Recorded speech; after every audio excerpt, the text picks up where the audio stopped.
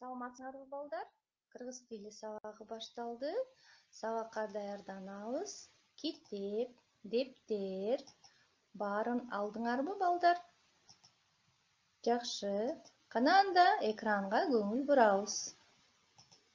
Бүгүнкү числону дептериңерге жазып койгула. 22 декабрь, шейшемби. Сабактын темасы Асандын түшү. Записываем, ребята, число и тему урока Асандын түшү. Алгач өтүлгөндөрдү эстеп, кайталап алалы. Для начала давайте вспомним пройденные слова и пройденную тему. Менин аркамдан чогуу кайталагыла. Кыш, кар. Муз, кар киши. Чана, суук. Муз аянты, дөбө. Балдар, биз силер менен кыш деген теманы өткөнбүз, Кышында кана аба ырайы кандай болот? Кышында эмне жайт? Кышында биз балдар эмне ойношот? Кандай оюндарды ойношот экен? Эстеп көрөлүчү. Давайте вспомним, что мы знаем о зиме. Кана кышында эмне жайт? Кышында туура кар жайт. Кышында күн кандай болот? Погода какая? Кышында күн суук болот. Балдар, эмне тебишет? Кана кышында биз эмне тебебиз? Чана тебебиз, туура. Лыжа жана коньки тебебиз, ал сөздөр кыргыз тилине которулбайт. Дагы балдар кардан эмне жасашат? Балдар кардан кар киши жасашат. Делают снеговика. Анан коньки тепкени кайда барышат балдар? На коньках мы где катаемся? Биз муз аянтында коньки тебебиз. Ледовый каток это. Мы катаемся на коньках. А дөбөдөн эмне кылабыз? Дөбө деген эмнеле балдар, эстейбиз? Дөбө это горка, гора, да, ледяная, где мы скатываемся на санках, на лыжах. Туура, дөбөдөн балдар муз тебишет. Же чана менен тебишет. Жакшы балдар, азаматсыңар, өтүлгөн теманы эстеп алдык, кыш мезгилин билип алдык. Эми бүгүнкү темага өтөлү. Асандын түшү. Сон асана. Жаңы сөздөр.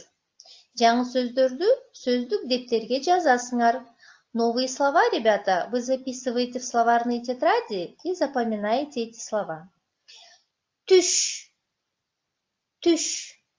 Здесь имеется в виду сон. Есть глагол слова түш, то есть спускайся. А здесь в контексте этого текста переводится как сон. Күлкүлүү. Күлкүлүү. Смешной. Окуя. Окуя. История. Тойбойсуң. Тойбойсуң. Не насытишься. Тоёсуң. Тоёсуң. Будешь сытым.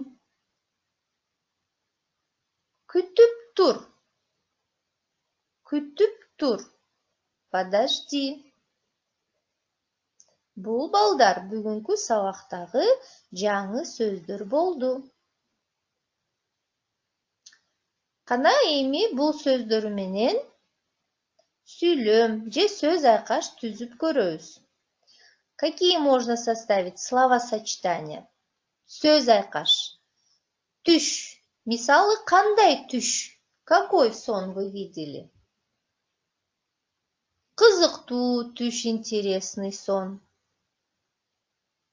Коркунучтуу түш, страшный сон.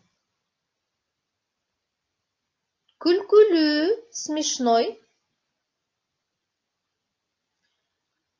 Күлкүлүү окуя, смешная история. Күлкүлүү аңгеме, смешной рассказ. Тойбойсуң, не насытишься. Мы часто слышим, да, если будешь пить все время или, например, не доедать, то не насытишься. Тура тамактанып, жакшы тамак ичсеңер, анда курсаңар тоесуң деп айтылат. Күтүп тур. Подожди. Мени күтүп тур. Меня подожди. Апамды күтүп тур. Маму подожди. Байкени күтүп тур. Же мухалимди күтүп тур. И так далее. Эми балдар, бул сөздөр менен түзүлгөн сүйлөмдөргө көңүл бурабыз. Смотрим на предложения, которые составлены с новыми словами. Предложение записывайте в тетради. Дептерге жазып койгула. Мен кызыктуу түш көрдүм. Мен кызыктуу түш көрдүм. Я видел интересный сон. Сен бүгүн кандай түш көрдүң? Сен кандай түш көрдүң? Эгер түш көрбөсөңөр, анда кыргызча мынтип айтабыз. Мен түш көргөн жокмун. Же мен бүгүн түш көргөн жокмун. Балдар күлкүлүү окуя айтып жатышты. Балдар күлкүлүү окуя айтып жатышты. Дети рассказывали смешную историю. Көрдүңөрбү, балдар кантип күлүп жатышат, күлкүлүү окуя айтып алышып. Күлкүлүү окуя айтып жатышты. Силер кандай күлкүлүү окуяларды билесиңер? Силер кандай күлкүлүү окуяларды билесиңер? Кантип жооп бересиңер, балдар?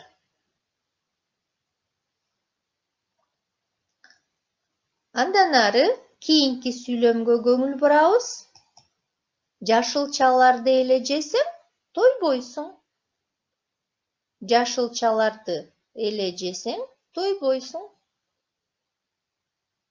Если будешь кушать только овощи, не насытишься, тойбойсуң. Сүйлөмдү дептерге жазгыла.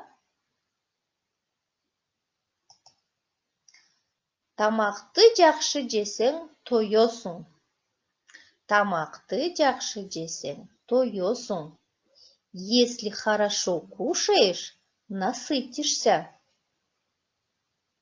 Тамакты жакшы жесең, тоесуң.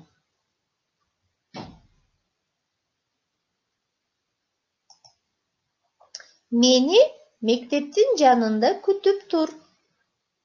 Мени мектептин жанында күтүп тур.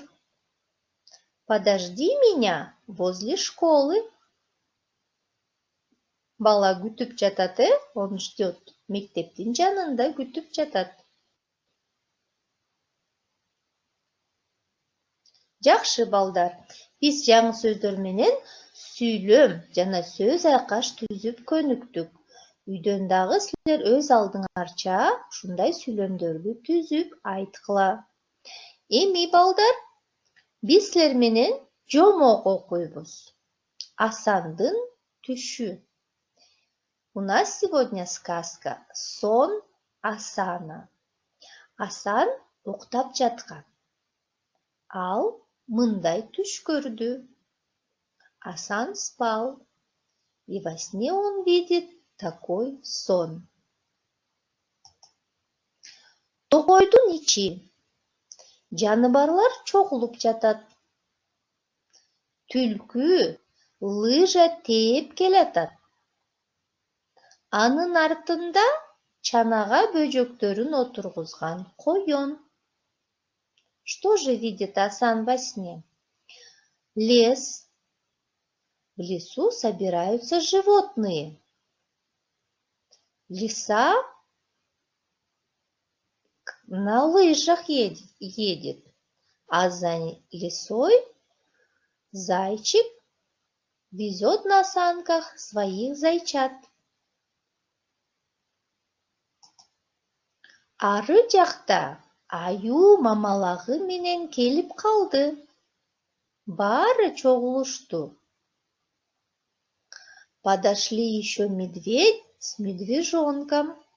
Все начали собираться. То есть речь идет о животных, да, ребята? Жаныбарлар келип чогулуп атышкан жөнүндө сөз болуп атат. Ортого арстан чыгып, эски жыл жаман болгон жок. Ачка калган жокпуз. Эми жаңы жылды тосуп алалы. Ким күлкүлүү окуя айтып берет? Кимдики жакшы болсо, белек берилет. И вдруг выходит царь зверей, лев, и говорит: старый год был неплохим. Мы не остались голодными. Теперь давайте встретим Новый год. Жаңы жыл. Кто расскажет смешную историю? У кого история будет хорошей, тому будет подарок. Это царь зверей обращается ко всем животным, да, в лесу? Анда коён. Бир күнү мындай окуя болду. Алдымдан карышкыр чыкты. Менин курсагым ачты. Мен сени жеймин, деди. И вдруг заяц решил рассказать историю. Однажды случилась такая история. Меня встретил волк, карышкыр, и говорит: я проголодался, я тебя съем. Это волк говорит зайцу. Карышкыр айтып жатат, коён эке. Мен, коён айтып атат, мен карышкыр байке, жалгыз мени жесең тойбойсуң. Күтүп тур, досторумду ээрчитип келейин, ошондо абдан тоёсуң, деп алдап кеттим, дейт. А заяц в ответ говорит: дяденька волк, если меня съешь, то не насытишься. Подожди, я сейчас приведу своих друзей. Так сказал, и заяц сбежал. То есть, көрдүңөрбү балдар? Коён карышкырды алдап качып кетти. Досторумду ээрчитип келем деп карышкырды алдап койду. А карышкыр ишенип калды. Видите, ребята? Маленький, но умный заяц обманул серого волка. Он сказал: подожди, я сейчас своих друзей приведу, вот тогда ты насытишься. А на самом деле он же не хотел приводить друзей, да, ребята? Көрдүңөрбү? Вот такой интересный сон приснился Асану.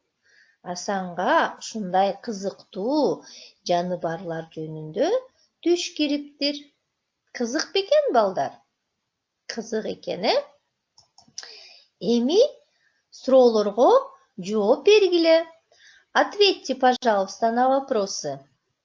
Ким түш көрдү? Кто видел сон? Ким? Баланын аты ким эле? Кана таптыкпы? Анда текшерели. Асан түш көрдü. Асан видел сон. Түлкү эмне тээп келе жатат? Түлкү эмне тээп келе жатат? Сүрөттү карагыла балдар. Түлкү эмне тээп келе жатат? Жооп бердиңер деп ойлойм. Ооба, түлкү лыжа тээп келе жатат. Кийинки суроо. Аюунун колунда эмне бар?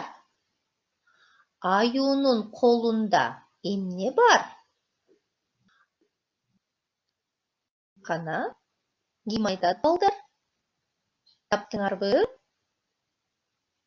Анда текшеребиз. Аюунун колунда бал челек бар. Бочонок мёда, бал челек бар.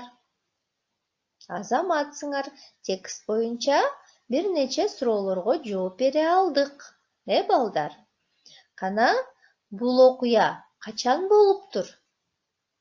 Качан болуптур, карагылачы.